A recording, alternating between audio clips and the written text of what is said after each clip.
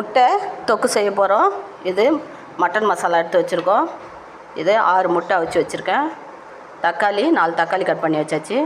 வெங்காயம் பெரிய வெங்காயமாக ஒரு 4 கட் பண்ணி வச்சுட்டோம். கொத்தமல்லி, இது கருவேப்பிலை, கொத்தமல்லி, இஞ்சி பூண்டு நம்ம எண்ணெயிலே போட்டு எண்ணெய் காஞ்சோடனே இஞ்சி பூண்டு பேஸ்ட்டு போட்டுட்டு அதுக்கப்புறம் இதெல்லாம் நம்ம பட்டை கிராம்பு எல்லாமே போட்டுக்கலாம். முட்டை தொக்குக்கு நம்ம எண்ணெய் காஞ்சிச்சு. வெங்காயம் போட்டுடலாம். ஸ்லோவில் வச்சுக்கலாம் நம்ம கேஸை. இப்போ வெங்காயம் போட்டாச்சு. வெங்காயத்தை இந்த மாதிரி நல்லா வதக்கிடலாம்.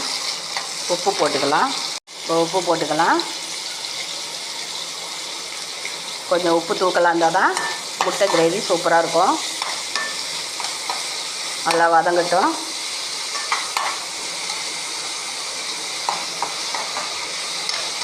இப்போது தக்காளி போட்டுடலாம்.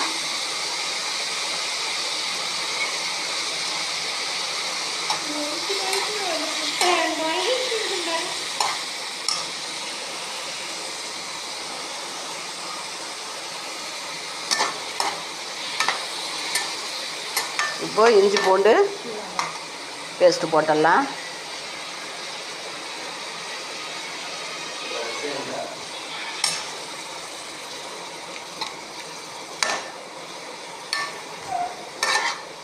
இப்போ தக்காளியில் உள்ள தண்ணி நல்லா தண்ணி விட்டுடும்.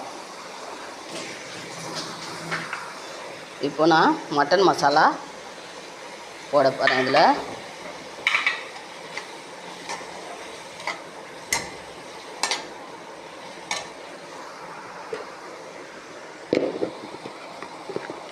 குழம்புத்தூள் போட்டுக்கலாம். கொஞ்சம் காரம் நல்லா இருந்தால் தான் இது நல்லாயிருக்கும். கருவேப்பிலை, கொத்தமல்லி இப்போ போட்டுடலாம். கொஞ்ச நேரம் லேசாக தண்ணி விட்டு நல்லா வேகட்டும். எல்லாம் இது வெந்து தண்ணி விட்டு நல்லா எண்ணெய் மேலே வந்த பிறகு நம்ம முட்டையை இதில் போட்டு நல்லா செவக்க புரட்டி எடுத்துடலாம். சூப்பராக இருக்கும். சாதத்துக்கும் போட்டுக்கலாம். நம்ம தோசைக்கு சாப்பிட்லாம், சப்பாத்திக்கு சாப்பிட்லாம். மெயினாக இப்போ கொஞ்சமாக தண்ணி விட்டுடலாம். கொதிக்கட்டும். ரெடி ஆகிடுச்சு பாருங்கள். திக்காகிடுச்சு. சாதத்துக்கும் போட்டுக்கலாம், சப்பாத்தி தோசை நம்ம வச்சுக்கலாம். இப்போ முட்டையை இது மாதிரி போட்டுடலாம். போட்டுட்டு லைட்டாக அப்படியே மேலே மட்டும் லேசாக கட் பண்ணி விடலாம். கட் பண்ணி விட்டாலும் விடலாம், இல்லை இது மாதிரியும் வச்சுக்கலாம்.